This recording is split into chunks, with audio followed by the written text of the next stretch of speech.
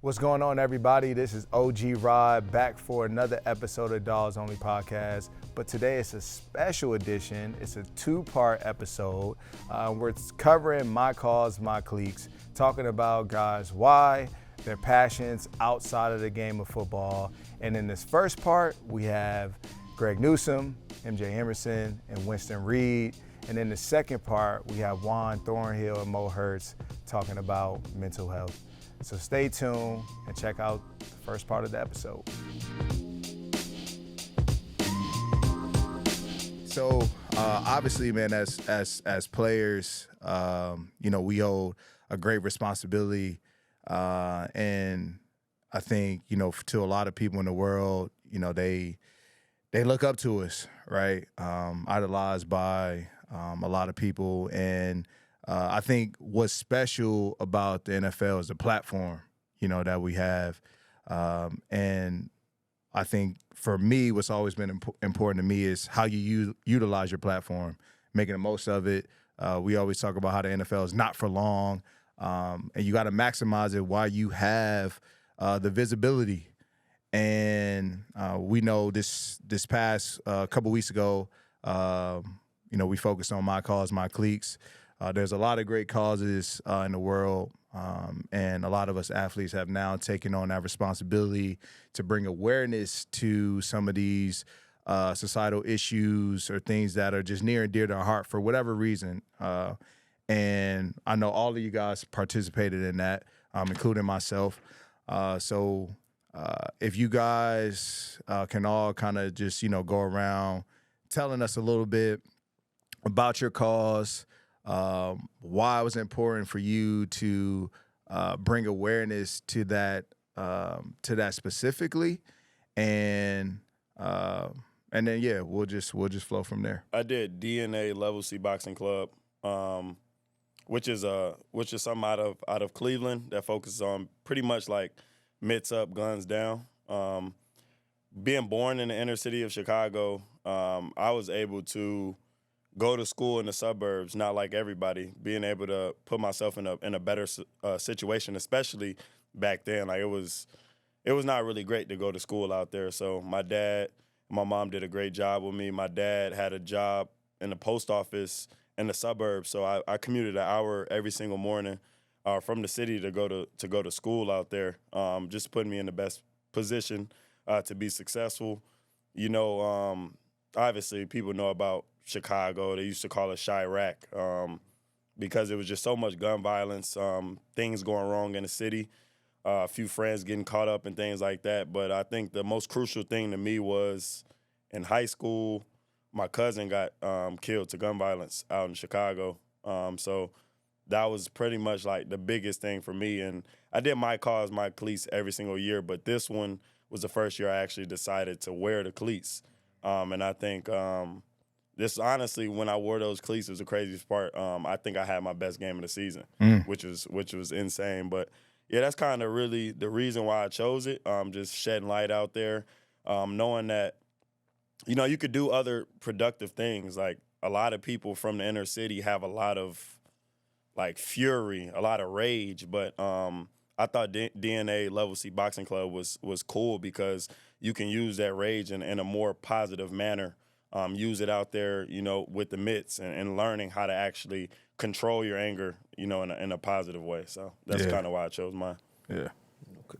I like That's dope, that, man. That's dope. Yeah, for me, 3 years straight, I supported every town gun safety, just raising awareness about, gun safety and just how to use guns and, and just not making decisions off emotions and and ruining your life and somebody else's life, and families that have to deal with this also. But growing up, well, not even growing up really, it was recent. In 2020 on Thanksgiving, I lost my best friend growing up. He was walking outside the club, leaving the event, and he got shot 6 times. Yeah, it was a tough moment for me in my life. Still dealing with it to this day, but I use it as fuel, and just try to make sure, I keep him proud. I know he watching over me, and in another occasion, another situation, a year later, not even a year later, July of 2021, I lost my quarterback. A good friend of mine, you know, he used to actually pick me up every day for school, you know, my senior year. And we just always talking about reaching our goals together, you know, and just being productive and giving back to the city, you know, and just being those role models. And he was actually on full scholarship at Kennesaw State, you know, and he came home one night and unfortunately his car got shot up multiple times, you know, like I want to say 50-something rounds, you know, and it was because he had a similar car to somebody that was, you know, that was in my city and you know that was just doing, you know, that was just into a lot of things and they thought, you know, that wasn't him. So yeah, it was just tough for me, man, and it kind of still is, but that's why I support the cause, you know, and that's what. Man, I appreciate you sharing, bro. Yes, sir. My cleats, they were just cancer. So my mom had breast cancer. She passed away when I was younger, when I was 13. And so I wanted, I don't know, you know, inform people about like getting screenings early on, get a diagnosis if you do have cancer in your bloodline. It's very important. That's why I did it. Nah, I appreciate you for sharing, bro. Sorry to hear about your mom too. Appreciate you, bro. Yeah. Appreciate you, bro. Yeah. I you know, my cause, my cleats, I focused on, you know, my nonprofit. And we do a lot of youth development work. And, you know, it was important for my wife and I to start this foundation just because we wanted to, you know, give kids that look like us a better pathway to, you know, success, recognizing that, you know, a lot of, you know, the education that's given to, you know, kids of color often sometimes is really determined by your zip codes. And just the resources aren't necessarily like afforded to us as often. And just really wanted to like shift the narrative, man, like start new trends, break cycles. And that's really our sole focus is just putting kids first, figuring like, man, if we want to change the world, let's start with them. And so that was my focus and what I try to bring awareness to all the work that we're doing. But man, obviously like you guys have, just unfortunate, heartbreaking like stories, you know, from each one of you guys. And so I commend you for like just the bravery to be able to bring people into like your world, a glimpse, you know what I'm saying? Like obviously your mom when, you know, you lost, you know, a family member, you lost close friends. And it's never easy. Like we all get caught up in just ball and then for people to understand that we are more than just, you know, players, like we have real feelings, we have real emotions, and you can hear it as you guys are talking about these causes. And I think that's why it makes all of this like just well worth it. Like the My Cause, My Cleats is because it gives a whole different outlook on us as players. It allows us to tap into a different side of ourselves, but also something that has made us who we are. And, you know, Gino, you talked about it, like how, you know, you had one of the best games, you know what I'm saying, to date. And I'm sure like that feeling of like, man, who you're honoring and recognizing in that moment made you play just that much, you know what I'm saying, greater and harder for them. And then a serious issue, you know, like we could talk about it, like, you know, a lot of kids go through a lot of trauma. Especially I know, like you said, the identity of Chicago is Chirac. And, you know, you being there, you know, you've seen that it's a beautiful place.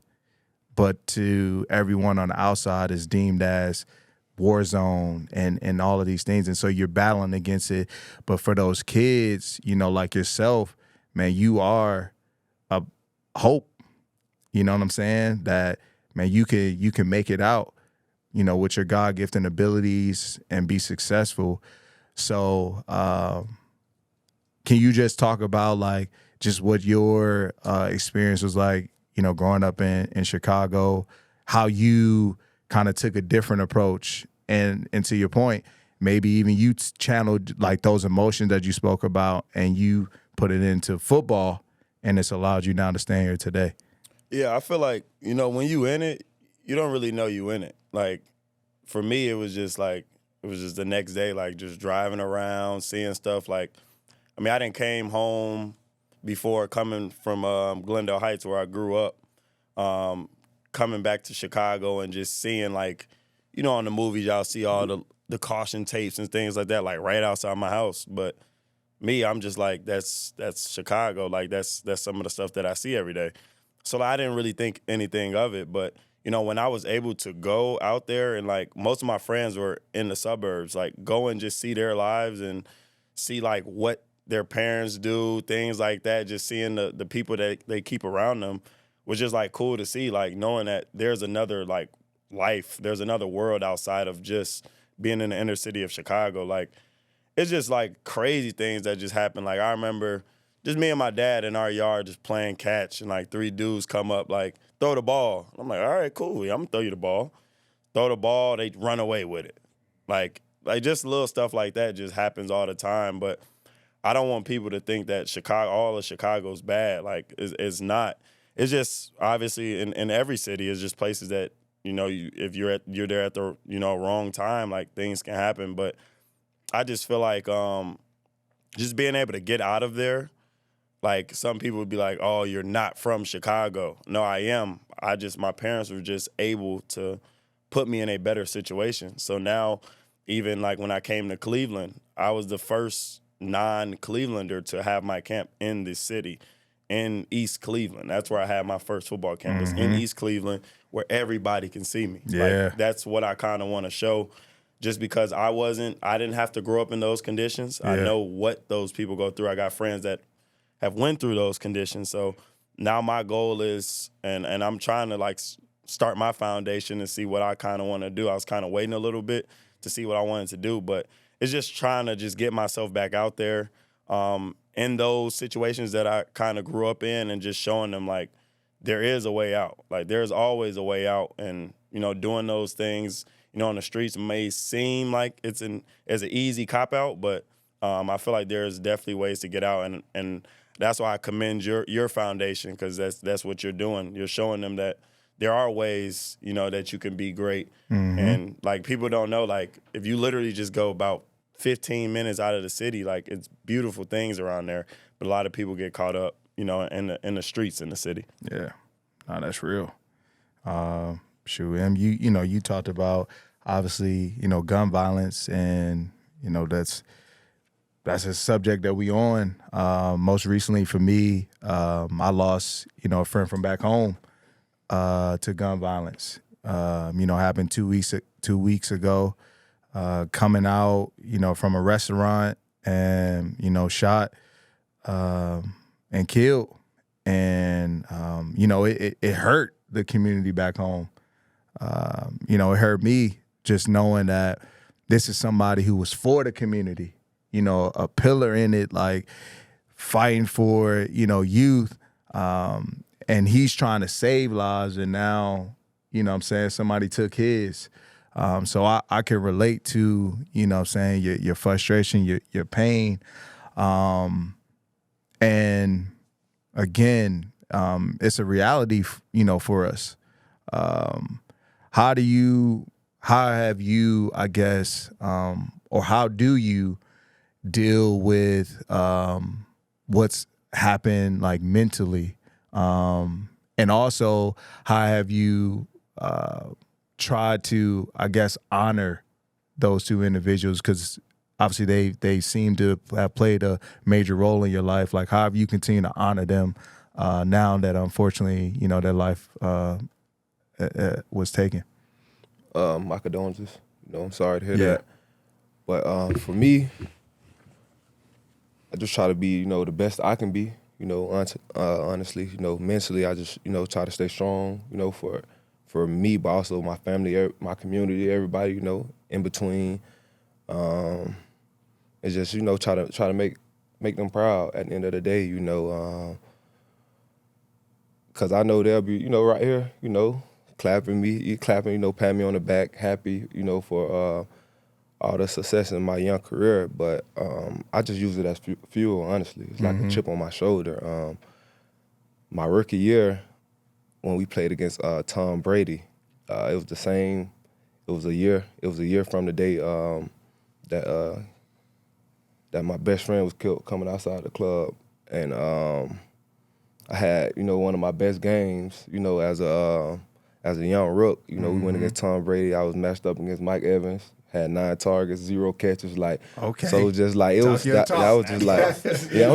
I'm not trying to, you know, be too sad. Like I'm trying, you know, I'm trying to bring life because that's what it's about. Yeah. But yeah, just keep being me, you know, and just using everything that I've been through, you know, in the past, and you know everything that I'm going through, you know, that's present and that I'm going to go through, you know, because you know we all, you know, we all go through things, you know, and we all we don't have it figured out, you know. So I just try to, you know, stay close, you know, to Christ, pray a lot, even on my down days, you know, and just try to, you know, stay mentally healthy, you know. Even if I got to call my pops, you know, that's like my mentor. I got a few coaches back in high school that I just talk to, you know, about everything. So that's kind of really how just try to keep them happy, you know. And even on my down days or like the days I feel like it's just tough to go and push through, I'm like, man, I got people, you know, that would love to be in this situation, or you know that you know, I got people depending on me, you know. So you know, and I just use that as fuel. Yeah. Are you doing anything back home to bring more awareness to gun violence or anything? My father, he actually started his own foundation. It's called Life After High School, you know. So my pops, There we go. He's always been, you know, a guy that, you know, that's close to the youth, you know. Yeah. Cause my father, you know, he was kind of, you know, doing his thing and just not running wild, but a little defiant. And my grandfather kind of washed his hands with him, you know, at an early age. And he was there, you know, my whole life. So my mom, she ended up going to prison. Well, my pops, he's actually in prison for 3 years. He came home, changed his life around, and my mom, she ended up going to prison, you know, and he took custody, you know, of us. I was like 6 years old, and he's been in my life like ever since, you know, since that day, you know. sir. And I learned so much from him, you know, a lot of tough love, you know. We've been through so much, but he's always been a guy, you know, that gives back to the youth, you know. So he started a gym. He was actually training me and a couple guys I grew up with, you know, just giving back to the youth, and like just a lot of things, like, you know, a lot of things to speak on. But yeah, he started his movement, Life After High School, you know, and it's just to reach kids, you know, that's kind of feel lost, you know, that maybe graduate high school or trying to graduate high school but doesn't have that support system. Yep. You know, just being the mentor, just being there for them, you know, just motivating them. So I support him with that, you know, and that's kind of the way we give back to the youth. Yeah. Shout out Pops, man. Yeah, man. Definitely shout out Pops. Shout out Martin Sr., man. Yeah. Hey, that's huge. I remember we had all pulled up to your event last year. Pops was right there. Pops Right You know what I'm there, saying? Orchestrating it all. Pops right hey, there. MJ, get over here. We right here. He gave he his was talking spiel. to the kids, Yeah, too, but yeah. I love it, man, because you know it's unfortunate what he had to go through early on in his life, but you can see the transformation, right? The fact that he gets it, like his decisions that he made put him in an unfortunate position, right? Where he was away from his kids, you know, for a period of time, where he couldn't be that father figure that you may have needed. And he made a conscious decision, you know, when he got out to now pour not only into you, your brothers, but then into this next generation to make sure that they don't, you know what I'm saying, go down the same trail that he did. And we need more black men like that. You feel me? To be honest with you, that's willing to, man, go out and mentor these young men because it's needed. And so, man, much, salute to him. And I commend you, bro, for breaking a cycle too, because, we often find ourselves being repeat offenders of what we've seen and what our environment has shown us. So, for you to go off college, now pro, man, you know what I'm saying, you done changed like a whole trajectory for, for your seed and people to follow you. Nah, that's true, man. So, you know what I'm saying? Like, I appreciate that. Yeah. I appreciate that for sure. Because growing up, I seen a lot of things, that I knew that I didn't want to be a part of, and that I didn't want to grow up and be like, certain individuals. So that I use that as fuel as well, and just trying to be different and just staying on my path. And it's a lot of trials and tribulations, that absolutely that come with staying focused, but just always knowing what you want at the end, and just working toward those goals. So, got to point to the youth, because they're the future. So it's very important to me, very important to all of us. So I salute everybody that's, here talking about their cause. Respect. Yeah. Love. When, brother, man, how, I know couldn't be easy, growing up without your mom. Can you talk about, just what like your upbringing was like, and then even like, fast forward to present day, like how you just continue to, honor her, in your day to day upbringing. I grew up in Utah, so you gotta expose me to you. I don't that's foreign to me, bro. Utah. You like I grew up in like what? I've been the in West. Utah, but It's nice there. Wait, where are you from? I'm from PG. Okay. Maryland. Utah, West Coast. Coast of DC, yeah. It's nice. 4 seasons there. Known for the snow. It's nice. It's a beautiful place. Yeah. But my parents were divorced when I was super young, and then I grew up with my mom, with my siblings. It was cool. It was cool out there. But, growing up, it was just, my mom's Samoan, so, growing up, it was just like hard work and, doing everything the right way, I guess, in a way, just for her people. If that makes sense. Yeah. But yeah,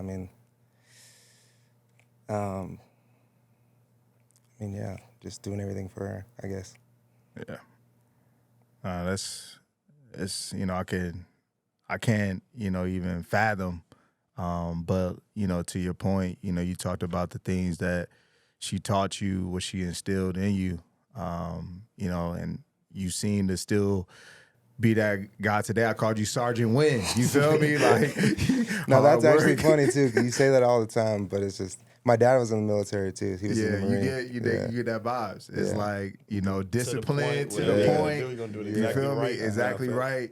I'm sure you might fold your clothes a certain way. Like in high school, like I moved in with my dad after my mom passed, and like it was just like a crazy transition. Like living with my dad, like making my bed in the morning, corners, 45-degree corners, like crisp. Yes, tight. I had to wear a tie to school. Yeah, like stuff. Like, oh yeah. But when you learn how to tie a tie? Was the first? How old were you? I was, I don't know, 3. like 8 years old. How to tie a tie. 8 years old. 8? Yeah. I don't think I learned until I was probably middle school, because I was getting ready to go to high school where we had to wear uniforms, so tie was required. So I had like my step pops. I'm like, hey, you gotta get me right. Before, I think I was just going with the clip-ons at church, or by then I probably was like, you know what? I ain't even wearing no tie no more. I'm just going with the 2 buttons down, real quick.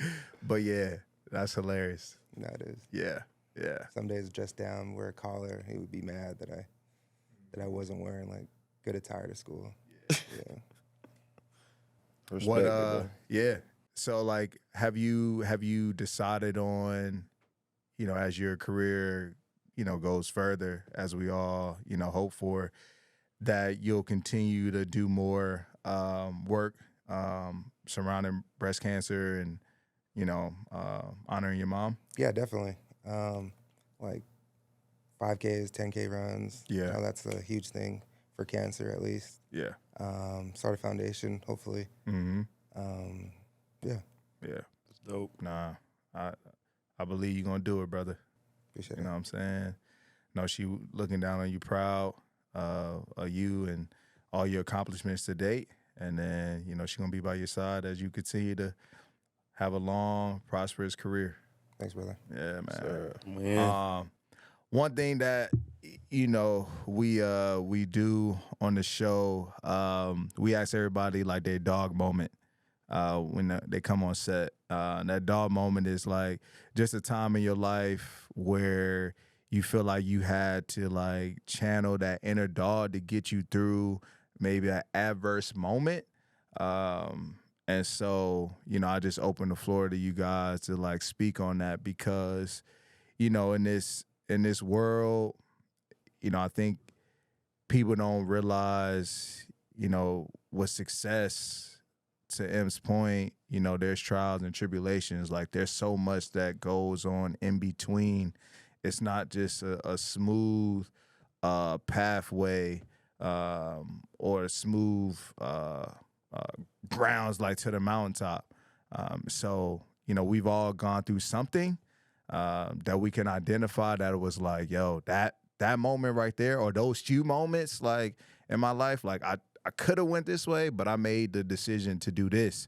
And like it's made me better. And of course I got to the other side because of it. Yeah. I got one I tell this story a lot. I don't know if y'all know, but so college, when I got to college, well, my last year of high school, I transferred to IMG Academy because I wanted to get myself ready to get to college. I was like, I'm starting right away.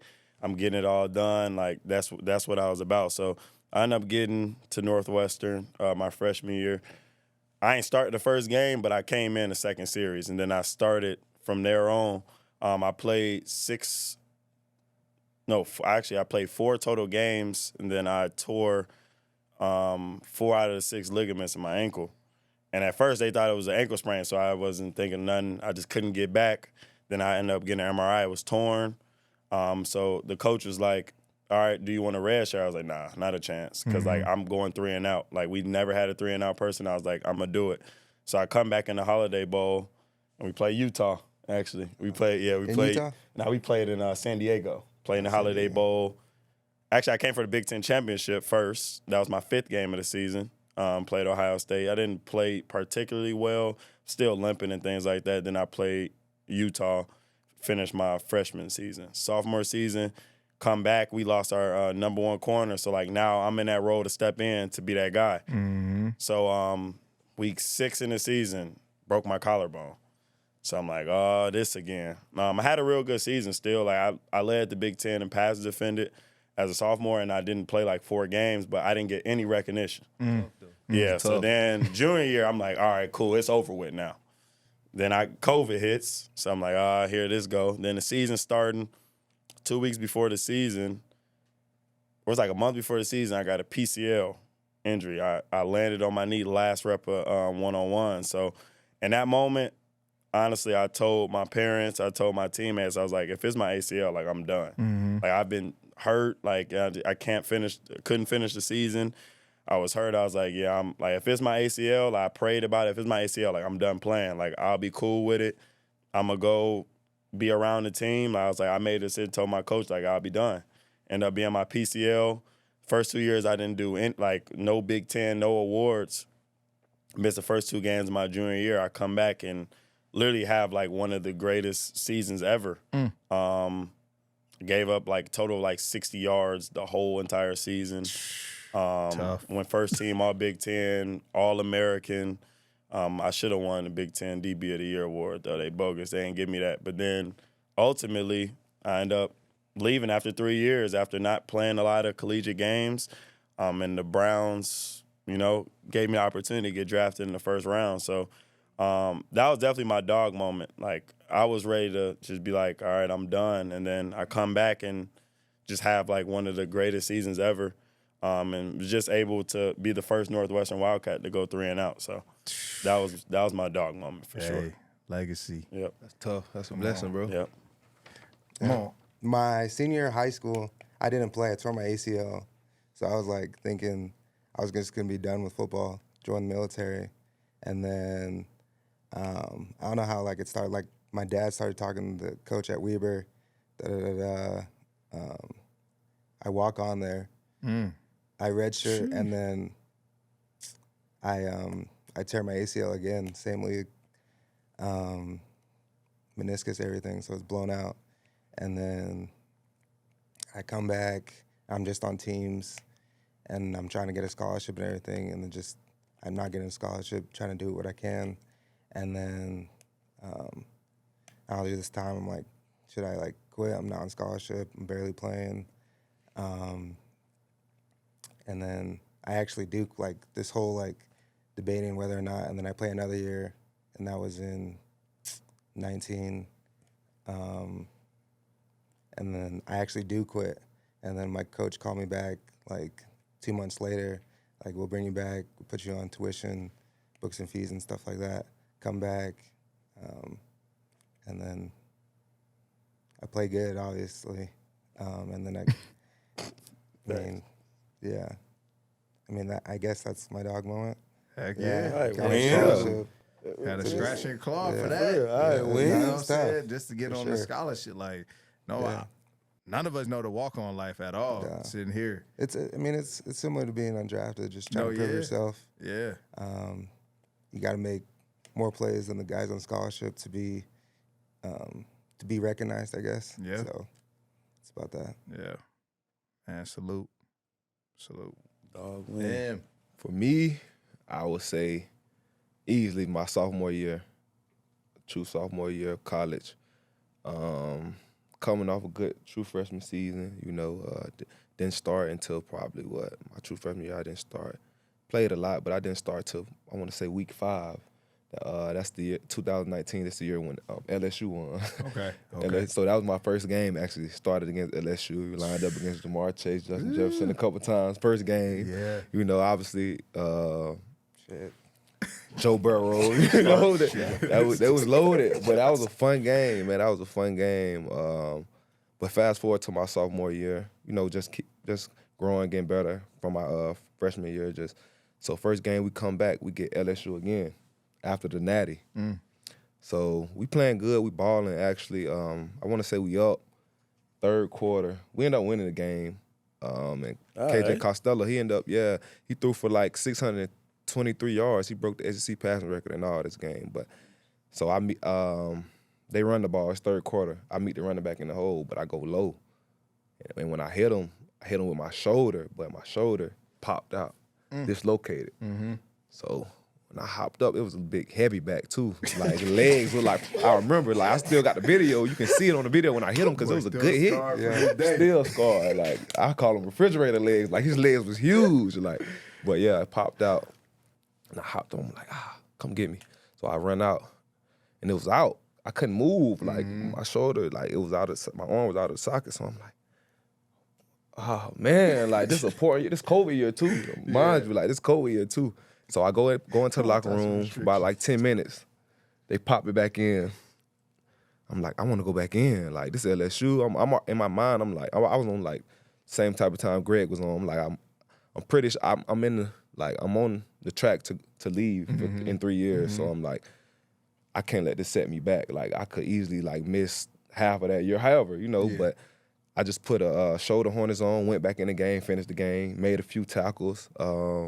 Fast forward, I lead the league. I led the SEC, and I was, like, second in the country in PBU. I had a lot of them, but I couldn't get no picks because I had a shoulder harness on, and it was, like, restricted. So I couldn't. No hands. Nah, chill out. Chill out. Yeah, exactly. I couldn't go up at all, but I would say that was my dog moment, just to stick out that year. To play with my guys during the COVID year. dislocated shoulder. You know, Yeah. it was easy. I could have easily just sat out and just, you know, could have got surgery or however, but just, you know, stuck through it, and that was a good year. Yeah, for sure. proud moment. Yeah, that was a proud Big moment. time, man. Man, much respect. Much respect. Man, that was dope. What about you? Huh? You got a dog moment? We need to You hear it. got Like, you know, you hear hit it, 13, so you might got a few of them, but Yeah. Shoot, nobody even asks. You know, me, every time I always ask everybody else, and then we off the set. For me, it probably was 2020, so COVID. This was three games left in the season. I tore my ACL in my other knee. So I did the first one in 2018, and I did that one. And I remember always telling myself, like, man, if you tear your ACL again, like, that's it. You're done. I just couldn't really put myself back into that mode that I did to get myself, like, through it that first time, like, because everything I had to endure. So when that happened to me, I was crushed. Like, I never forget this moment. Like, I get into the locker room after I get the news, and at that point, you know, game's still going on. I think I got hurt, like, early in the game, maybe like third quarter. I just break down in tears in the locker room, like, on the phone with my wife, you know, just talking to her, like, they said it's my ACL, like, I think, like, it's over. I think it's over. You know, like, I'm talking career, not season. Right, yeah. I'm talking, like, career. Like, this might be it. I'm, like, year 10 at that point. And everything inside of me, man, was saying, like, give up. And it really was a combination of, like, my wife talking to me, my mom kind of reminded me, like, that, you know, God, like, puts, like, these challenges, like, on you, and they're not necessarily all for you. They're for the people around you to even, like, just see how you respond. And that really just hit home to me, and everything that I've, like, said to a kid kind of just, like, hit me, you know, just real vivid and in my heart. And I said, man, like, I can't allow, like, this situation to be the end. Like, I at least got to fight back. You know what I'm saying? And let's see what happened on the other side of it. And so, man, I chose, you know what I'm saying, to fight, to rehab, grind my ass off, come back. You know, missed the first 4 seasons. That's kind of, you know, what the plan was. Came back, you know, and, man, was able to finish out my career in Philly, going to the playoffs, got kicked out, but in the first round by Tom Brady. But it, you know, it still was a win. You know, made some good plays on the back end of that season, and just was proud, man, of the way I, again, choosing to decide, man, this wasn't, like, the end for me, and that took a lot. But I credit that and a lot of my success to my support system. You know what I'm saying? That's everything. That's why I keep doing what I do. So that's one of my dog moments. You know, I got a few. I got a few. Yeah, I got a few. But nah, that's one for real. That always stands out to me. Yeah. But man, today was love, fellas. I appreciate y'all for sharing y'all story. I know not all of it was comfortable, but I appreciate you, you know what I'm saying, for being honest, for being real, and more importantly, man, for using your platform for good. So as you guys can tell, the topic of My Cause, My Cleats, unfortunately, is never easy. Some of my teammates opened up their hearts and talked about some very uncomfortable moments throughout their life, and I appreciate them for that. And just a few weeks ago, I sat down with Juan Thornhill and Maurice Hurst. We covered mental health, and Juan Thornhill represented depression for his My Cause, My Cleats. Here is that episode on mental health. So, question I have for you guys, right? Like, I know for me personally, you know, I have circles that I can rely on, and I always go back to at times of difficulty or even times of celebration. But I think one thing that I've noticed, right, just as men, we tend to struggle with the ability to check in on one another. And not only that, like when somebody does ask, like, how are you doing? It's always surface level, right? Like we can't give the real. And I think as men, we struggle with being vulnerable and then also feeling maybe a sense of weakness, right? Like we always have to come from a place of strength, especially as athletes like ourselves, place of strength, place of just like confidence and I got it, where, you know, sometimes we don't. And it's okay to admit that and be truthful in that moment. And so I appreciate you guys, first of all, just for giving, you know what I'm saying, just some of the real. And I know there's layers to it. We're going to, you know, talk about it. But I think I wanted to talk about what is like a reality check for us. And I'm going to look at my phone because I don't want to misquote. But these are some of the stats that exist for guys like us sitting here. About 25% of African Americans seek mental health treatment compared to 40% of white Americans. 60% rise in suicide rates among black boys over the past 2 decades. Studies have suggested that around 25 to 30% of NFL players may experience mental health issues at some point during their careers, including depression and anxiety. And those stats speak directly to us. You know what I'm saying? Like, that is the real. And we come from a statistical world in sports, you know, like stats is what we live by. That's the code.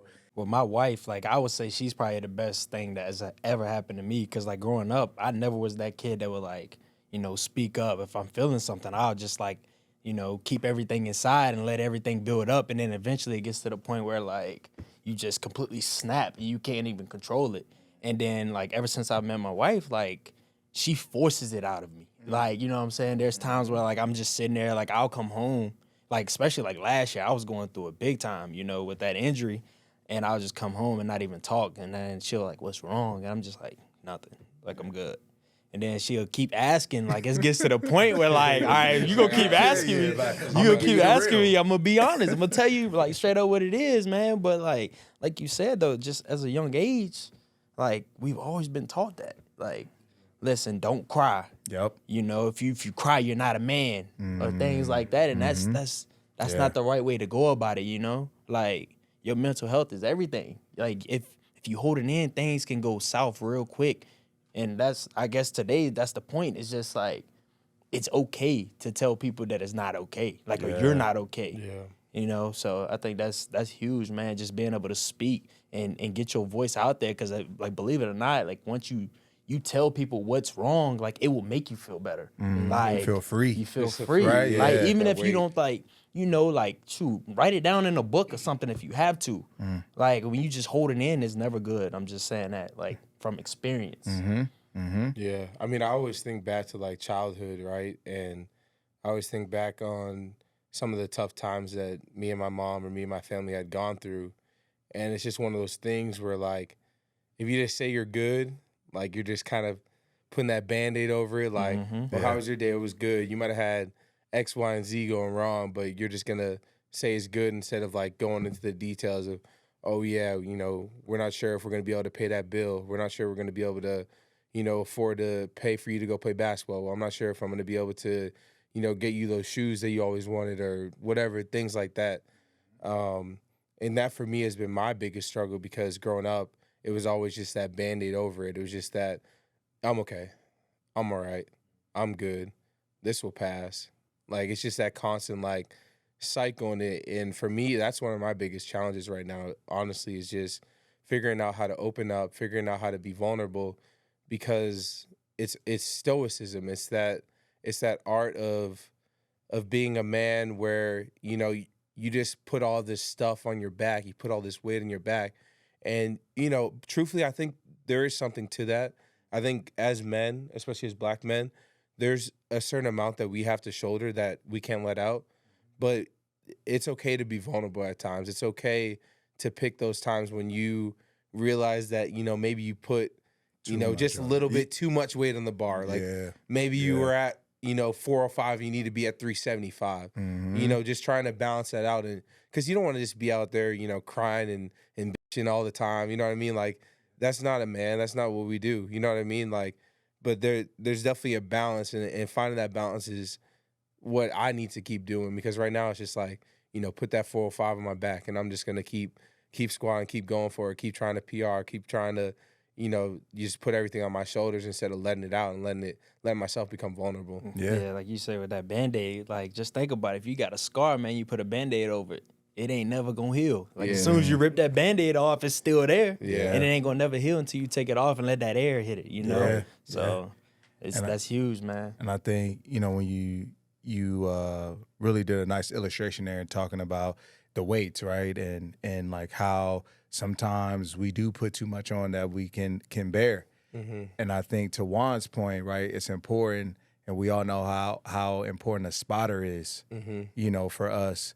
And I give like this illustration of that when I talk about mentorship, right? Like, I look at mentors as spotters. Like, they're there to help, guide you to be able to take, just finish that set for you, give you some words of encouragement that get you through. And Juan obviously pointed to, his wife as that person. Who do you guys kind of like contribute as, maybe a spotter, somebody that just, can get the, most out of you, or have you be able to express your thoughts and just be that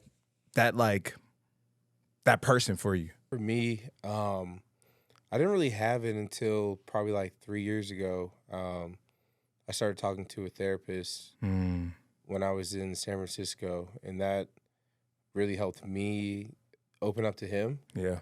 And then on top of that, realizing that I need to open up to my friends as well. And that was the biggest thing that, like I said, I've been trying to figure this thing out along the way. But it's just like, if you open up to your friends, they're going to open up to you, and it's going to make your friendship stronger. Yeah. So having that vulnerability is going to allow you to have closer bonds with your friends. And this is something that I just kind of figured out with him, like just sitting down and talking through things. And I would say that's been one of the biggest blessings to me, is starting to figure that out and figuring out, how to create these friendships that, last a long time, that are meaningful, that you guys understand each other, you understand what each other are going through. You said something about you spoke with a therapist, but a lot of people, they're kind of scared to do that.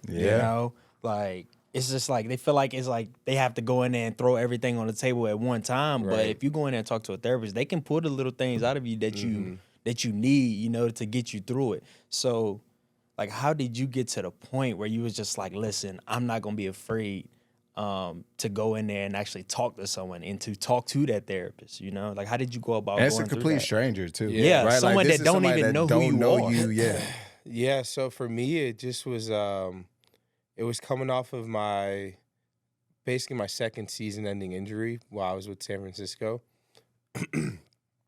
So it's basically like 2 years without football. And it just gets scary at that point, because this is something that you've been doing since you were 7. So you get to that point where you start questioning, like, oh, like, can I still do this? Like, is my body going to hold up? This and that. And you kind of have a little bit of an identity crisis. And I could really feel myself sort of like spindling down the hole very fast, struggling to get out of bed, no motivation really to go work out, no motivation to, talk to anybody, no motivation to go anywhere, wasn't shopping, wasn't buying clothes, wasn't playing video games. It was just kind of loathing around the house. And I'm just like, this doesn't feel right, doesn't feel like me.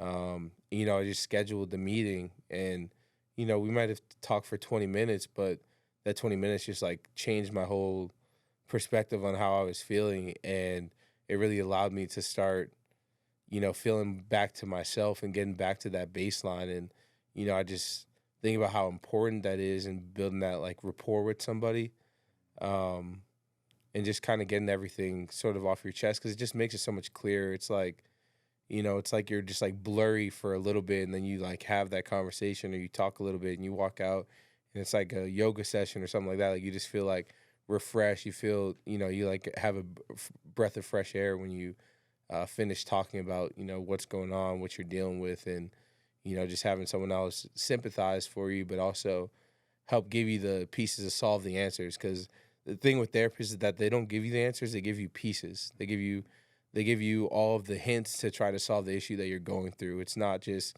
this is what you should do. It's like, think about it like what you went through. Think about what your next steps should be, like what's important to you. Like they ask all of these questions in a way that help you express yourself even more and realize what you really want, what you really desire. How did you decide on your therapist? Like, kind of walk us through what that journey was like, because there are maybe even some of us here who are considering therapy but don't necessarily know how, or just talk. And then even, the next layer is like, was this your first therapist, or is this number 5 for you? And then are you also continuing on with that therapist, now today? Yeah, so this is my first like full-time therapist. Like at Michigan, we had a couple of different people that you could basically talk to every once in a while if you had something going on or a decision to be made. But this was my first time, and it honestly was through the team. So I think all 32 NFL teams have team psychologists and just help from that point of view. And when I was at the 49ers, they had someone there that I worked with, and it made it really easy because I would just be in the building, and in between meetings or something like that, I'd just pop in for 20, 30 minutes, just talk about my day and figure out a time when to talk. And then eventually we would, just do Zooms for 20, 30 minutes when I got home or whatever like that. And, whenever I need them, I could just call them. But that was also one of the negatives of picking it through the team, because now I end up here and I'm not able to communicate with him, even though this is a guy that I built rapport with for 2 years. So that's kind of like one of the negatives to like this NFL, team psych help. It just makes it a little bit challenging because it's like, okay, I just built all this rapport and now I got to find a new person and start kind of from base one, where this person doesn't really know me, doesn't really know what I've been working on, doesn't really know, all those type of things. So, it's just, it's tough. Like I kind of wish I went a different route and had someone that I could kind of keep throughout the years. But when you're like us, like you're moving around all the time. We're playing with new guys all the time. We're moving to new areas, new friends, new homes, new locations. It's just like one of those challenges that, kind of, stinks about being an NFL player. Growing up, you could come from like not having any money at all, and that can be something that affects you big time. And a lot of people don't understand, like, we're people too. You get to the NFL, you get all this money, but y'all know that saying though, more money, more problems. You know what I'm saying? Yeah. Like, and that could affect your family as well. You get a little bit more money, and now everybody coming to you, asking you to be that problem solver. And that, like, mama come to you, they're struggling back home, like paying the rent or something like that. And now, like, their stress is your stress. And now you can't focus on your happiness. You can't focus on what you're doing in the game. You go out here and you play poor on Sunday. Now the fans talking bad about you. And like all of that stuff can just, build up, and it can affect you like big time, man. Speak on it. That's the truth. I've had a therapist as well. I've gone through that process, and it was something that I feel like for me, growing up, like hearing a therapist meant like I had a serious problem. Yeah. You feel me? Like I had a serious like medical condition problem where I needed to seek professional guidance and support.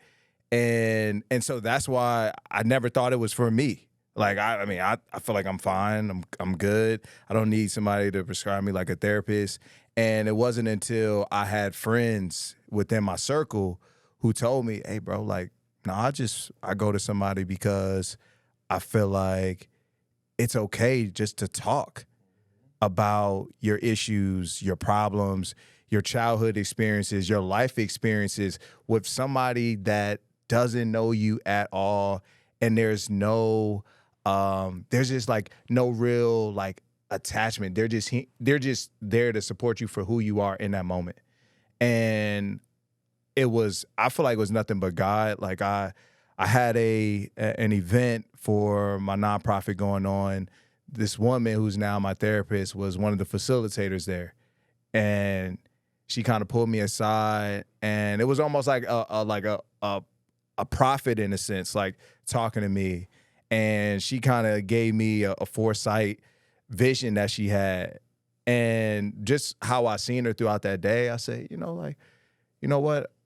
Can I just get your card, get your number, and I think I didn't even address it initially. It took me maybe a year before I circled back with her, and I was really at I feel like a point in my life where I was battling like issues, like on the field, like issues, like a lot what was going on, and I was talking to my wife, of course, talking to my mom, but it just wasn't enough.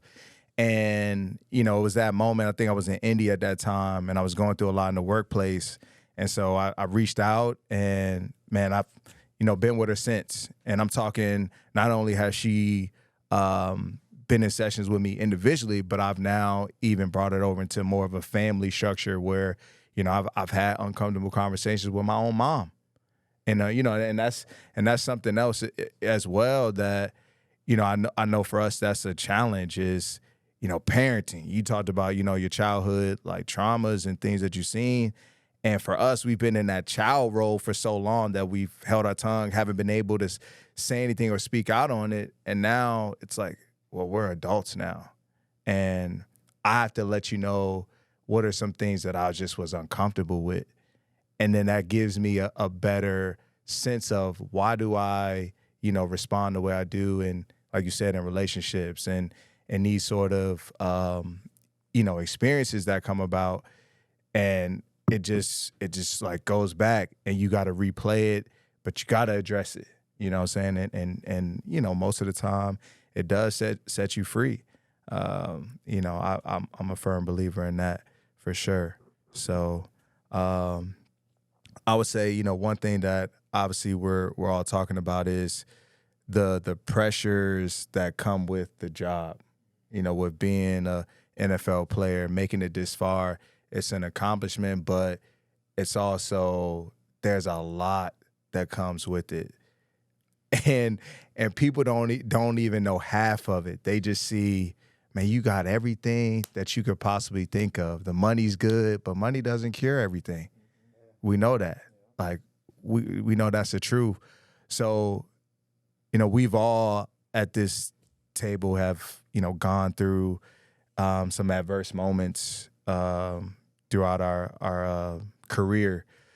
I'll kind of just open the floor to some of you guys to walk us through, and Mo kind of did it earlier, but just walk us through, how it was for you, Juan. These past like 2 years being here in Cleveland. You talked about the move. I know about leaving teams and like feeling like, man, I should still be over there. But, now I'm here, right? I got to build this new connection relationship with these guys. It's great. And then you come here for a reason to, be that guy. And, now you've been plagued by injuries. And I know, what this game means to you. And I know how much work you put into it. And that's the hard part that people don't see, the amount of work that we put into it. And we still might not get the outcome that we want, or an injury takes place and now it sets you back. And now it puts you just in a mental funk, right?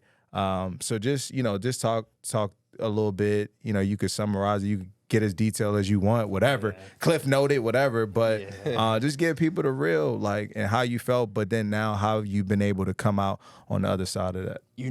Like when I was in Kansas City, I had an ACL tear in at the end of 2019, my rookie season. I was playing great. I'm talking about living high. Like, I ain't never been injured. Everything's going great. Last game of the season, like, yeah, we're going to the playoffs. It's guaranteed.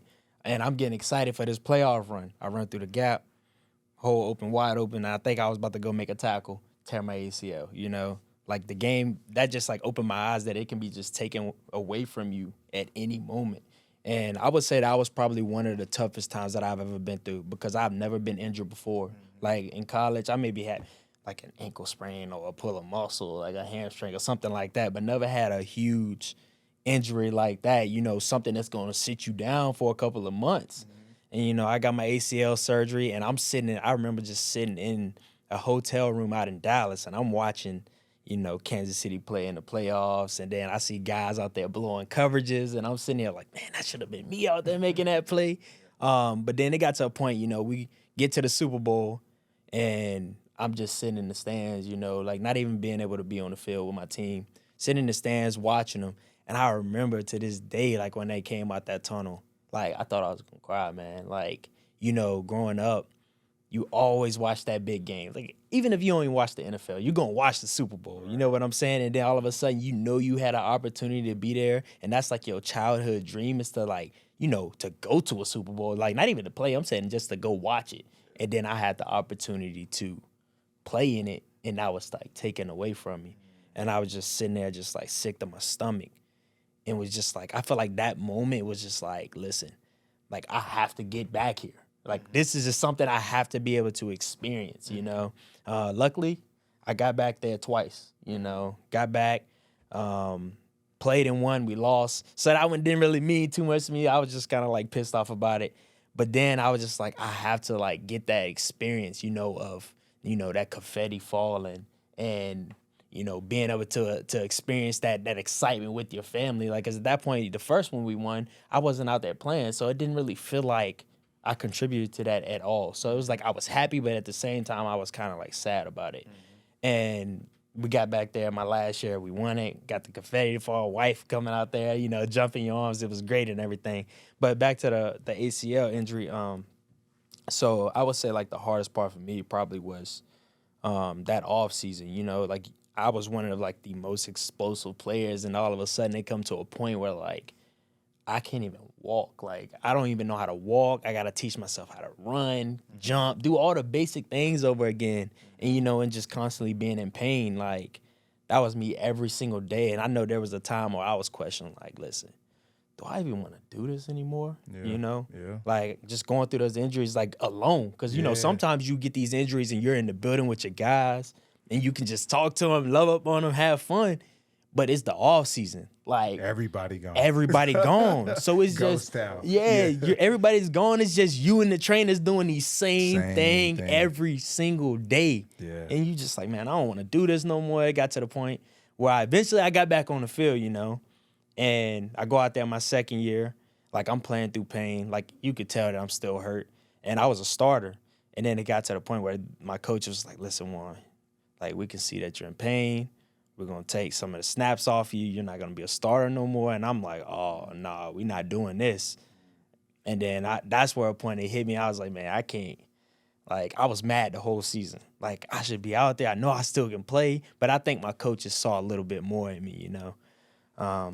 But that's one whole story. Next thing, boom, I get to Cleveland, and everybody's excited about me, you know, because I'm a great football player. I have confidence in myself, and I'm coming to Cleveland. I'm like, listen, I'm about to show everybody what I'm about. And I'm talking about preseason, got a pick six against Kansas City. Everybody excited. They're like, oh, this guy's the truth. Like, I'm ready to go. The chosen one. Yeah. Chosen Man. one. Then I had the calf strain early in the season. That one was, you know, it was slight. I missed one game, came back. And then later on, that's where the big one happened, you know. We played against Baltimore. I planted, drove, calf strain. And, you know, me just as a competitor, I'm wanting to be on the field. I'm trying to get back out there as soon as possible. I sat out probably I would say a week maybe. And then the following week, I go back out there. I play a couple games. And, you know, I'm playing through the pain, but you could see that, like, my explosiveness was not there. I'm missing plays that I know I should be making, but the injury just hold me back. And it was like that point I was a little frustrated with that. And then all of a sudden I get in warm-ups and against Jacksonville. And like, I don't know what it was. Like these calves got a mind of its own. Like I'm telling y'all that now, they have a mind of its own. I woke up, my calf was just so tight. I'm like, something not right with my calf. What's going on? I go out there, strain my calf again in warm-ups. And then from that point, it was just like the calf injuries kept happening over and over again. I'll sit out a week, come back and play a game. Then I'll get hurt again, sit out a week, come back and play again. And at this point, everybody's like, all right, what is this dude going to do for us, man? Like, this dude's always hurt. He's not making any plays. And I'm out there frustrated because I'm missing plays because of my calf injuries holding me back. You know, and that I would say that was, pretty tough for me just because, like, I know what type of player I am, and a lot of people were, like, doubting me, like, he's really not that good, but I know what type of player, and I know what's holding me back. And then I was just in that state of mind where I was kind of ready for just the season to be over. Like, I wanted to win the Super Bowl last year, but I was in a point where, like, all right, I'm just done with this season. Like, I just don't want to even be a part of it.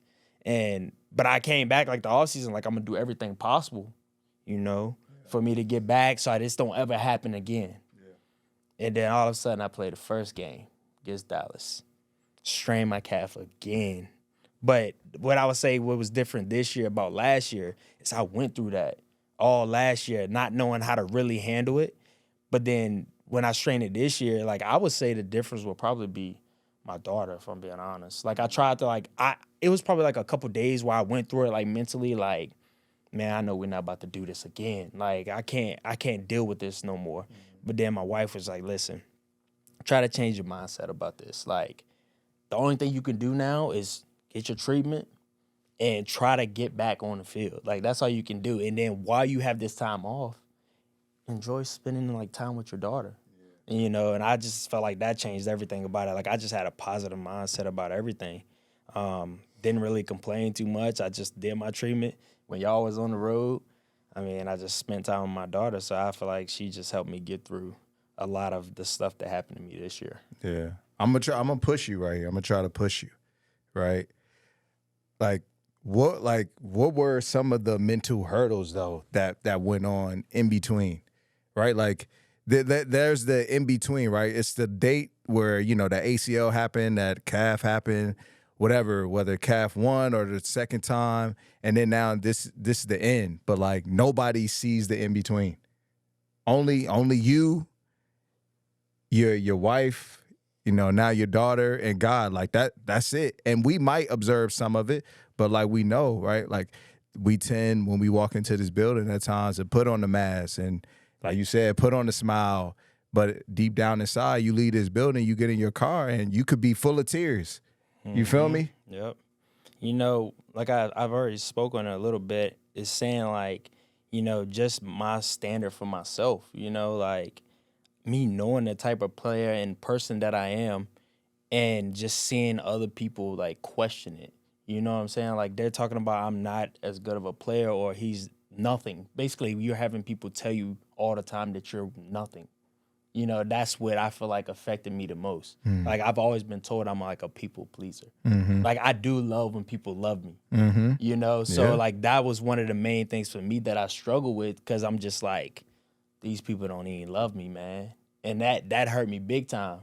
But it had to come to a point where I would just sit back, I'll take a step back and just be like, listen, you can't make everyone happy. Like, if you constantly just try to make everyone happy, you're going to tear yourself down. Yeah. So I just had to, like, find a way to get through that, and just, like, focus on myself, focus on my wife, focus on those that are closest to me, like you guys that's, like, in this building, because the things outside of this building really don't matter. Honestly, I feel like I didn't even have to ask, what your dog moment was, because you expressed it just organically. You know what I'm saying? You guys are all living, breathing dogs yourself. After all the things that you guys have been able to overcome, and still being here, strong, confident, man, and true to yourself, that is commendable. As Black men, as Black athletes, as Black fathers, it is what we need. And so, I appreciate you guys for just being vulnerable today, opening up about, a lot of, serious matters, and, man, just giving, people the real. That is all that we have for you today on the Dawgs Only podcast. I first want to take the time to just thank my teammates that sat down with me, that opened their hearts, that shared some uncomfortable moments, and were very vulnerable. And that takes great bravery, and I salute you for that. And I want to thank the viewers for showing your support and for listening, because I think that's where everything starts. And so we appreciate you as always, And until next time on the Dawgs Only podcast, this is OG Rod signing out.